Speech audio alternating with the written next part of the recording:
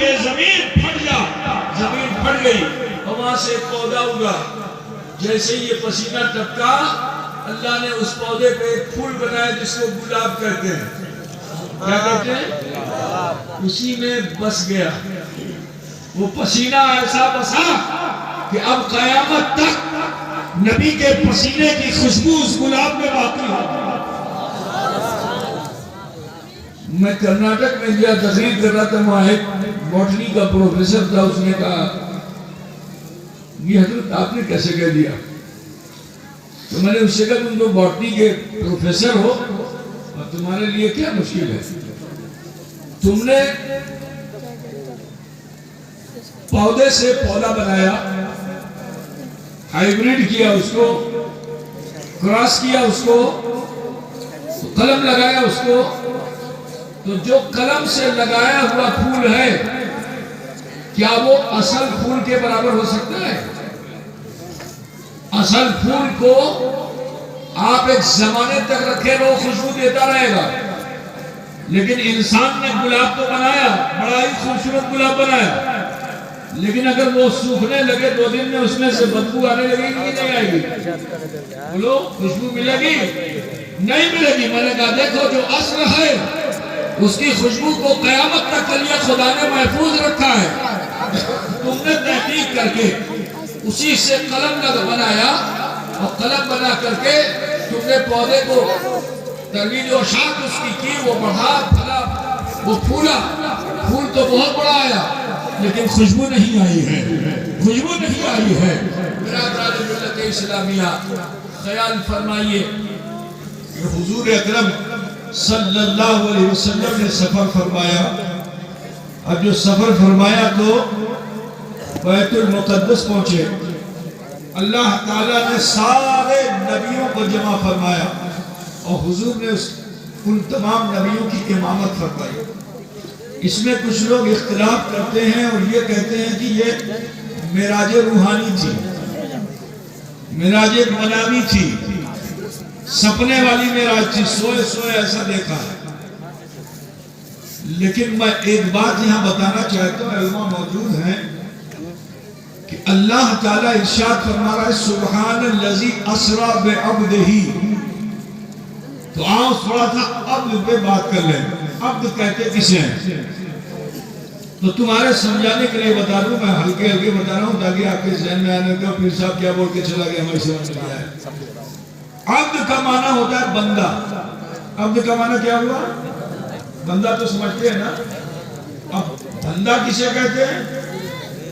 بندہ اسے کہتے ہیں کہ جس میں جسم بھی ہو اور روح بھی ہو. مطلب مجھے آگے نہیں مل رہا ہے؟ جس میں جسم بھی ہو اور روح بھی ہو. اگر روح نکل گئی تو بندہ رہا. سلام کس کو کرتے ہو؟ بندے کو کرتے ہو نا. بندے کے جسم سے روح نکل گئی تو سلام کرو گے. مثال کے طور پر خدا نہ خواستہ کسی کے گھر میں انتقال ہو جائے, آپ جس کو آتے ہی سلام کرتے تھے لیکن اب انتقال ہو گیا تو کوئی اس کو سلام کرے گا؟ مردے کو کوئی سلام کرے گا؟ کوئی سلام نہیں کرے گا. اچھا اس کو نہلا دیا جائے تو سلام کرے گا؟ کفنا دیا جائے تو سلام کرے گا؟ جنازے پہ لٹا دیا جائے سلام کرے گا؟ کوئی نہیں کرے گا. لیکن اسی کو قبر میں لے جا کے لٹا دیا جائے تو بولو سلام کرے گا کہ نہیں کرے گا؟ ارے بولو نا بھائی, کینو باڑی میں تم نے سلام کیا نہیں, نہلایا گیا سلام کیا نہیں, کفنایا گیا سلام کیا نہیں, جنازے کو اٹھایا گیا سلام کیا نہیں, رخصت ہو رہا ہے تب تو سلام کر دو. لیکن آپ نے سلام نہیں کیا, قبر میں کیوں سلام کر رہے ہو؟ تو بتانا یہ چاہتا ہوں کہ قبر میں اس لیے سلام کیا جاتا ہے, اچھا مردہ ہو یا خراب مردہ ہو, سب کی روح کا تعلق اس کے جسم سے کر دیا جاتا ہے. تو جب تک جسم سے روح نکلی ہوئی ہوتی ہے سلام نہیں ہوتا. لیکن جیسے ہی روح کا تعلق جسم سے ہو جاتا ہے تو اب حکم یہ ہے کہ قبر والوں کے پاس جب جاؤ تو کہو السلام علیکم یا اہل القبور, اے قبر والوں تم پر سلام. تو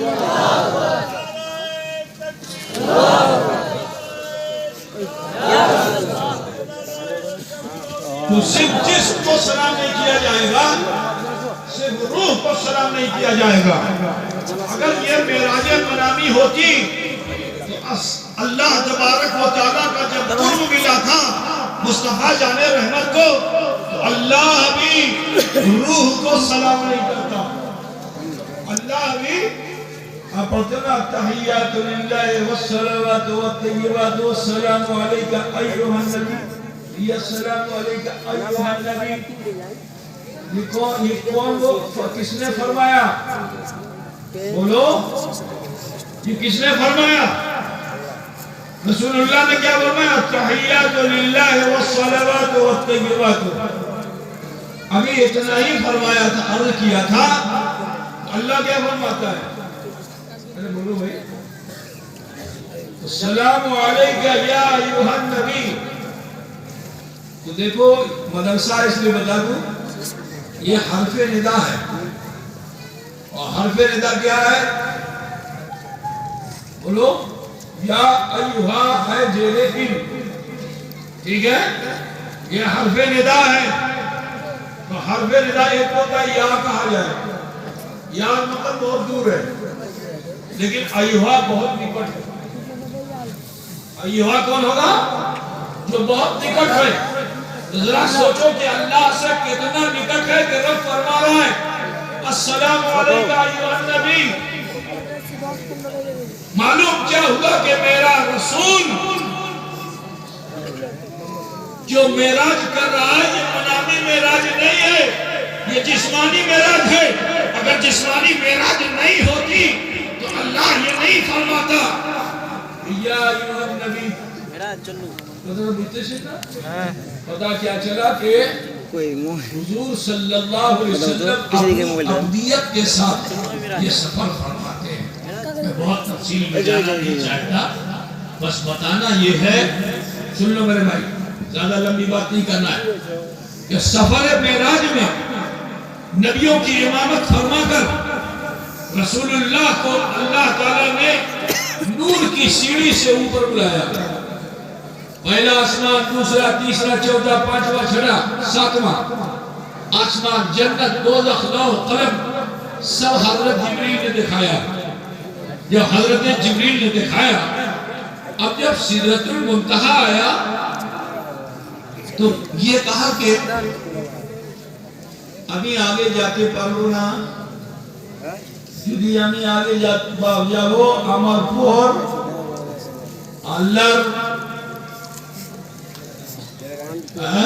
اللہ کی تجلی سے ایک فروغ سے، اللہ کی تجلی کے فروغ سے میرے پر جل جائیں گے۔ ہمیں آگے جاتے پڑھو نا، اگر میرے رسول محتاج ہوتے تو خاموش ہو جاتے، وہاں سے لوٹنے کی سوچتے کہ جب جبریل نہیں جا سکتے تو میں کیسے جاؤں گا۔ لیکن سنو، حضور محتاج نہیں ہے، حضور کو رب نے مختار بنایا ہے، اور صرف مختار ہی نہیں مالک بھی بنایا ہے۔ تو جانتے ہو میرے نبی نے حضرت جبریل سے کیا کہا؟ حل لک حاجتی، تمہیں مجھ سے کچھ حاجت ہے، کچھ درکار رکھے؟ کون کہے گا؟ جس کے پاس پاور ہوگا وہی تو کہے گا، جس کے پاس کھموتا ہوگی وہی تو کہے گا، ٹھیک ہے؟ کچھ درکار رکھے۔ حضرت جبریل کو بھی تمنا ہے حضور کہ اللہ کی زیارت کریں، لیکن انہوں نے سوچا کہ کیونکہ میں اپنی مرضی سے زیارت کی تمنا کروں گا تو ایک مرتبہ دیکھوں گا حضور کے ساتھ ساتھ، لیکن اگر حضور کو راضی کر لوں گا تو بار بار اپنے رب کو دیکھوں گا۔ تو جانتے ہو کیا کہا حضرت جبریل نے؟ عرض کیا یا رسول اللہ، یا حبیب اللہ، আমি চাইতেছি যে যখন আপনার উম্মত দেখো کہا میں یہ چاہتا ہوں کہ جب آپ کی امت پل صراط سے گزرے تو آپ کے ان گنہگار امتیوں کے لیے میں اپنے پر کو بچھا دوں تاکہ یہ امت آپ کی جہنم میں نہ جانے پائے۔ خدا تو پوچھتے سے تو بابا کیوں یہ کہا؟ اس لیے کیونکہ مصطفیٰ کی جو رضا ہے وہ امت کی بخشش ہے، اور جب جب امت کی بخشش ہوتی جائے گی، جب جب امت نار جہنم سے محفوظ ہوتی جائے گی، مصطفیٰ راضی ہو جائیں گے، اور جب مصطفیٰ راضی ہوں گے تو رب راضی ہو جائے گا۔ سمجھ رہے ہیں آپ بھائی؟ اعلیٰ حضرت قادری بریلوی اسی لیے کہتے ہیں ہم کو جبریل کا احسان نہیں چاہیے۔ کیا فرماتے ہیں؟ ان سے اتارو راہ گزر کو خبر نہ ہو، اور جبریل پر بچھائیں تو پر کو خبر نہ ہو۔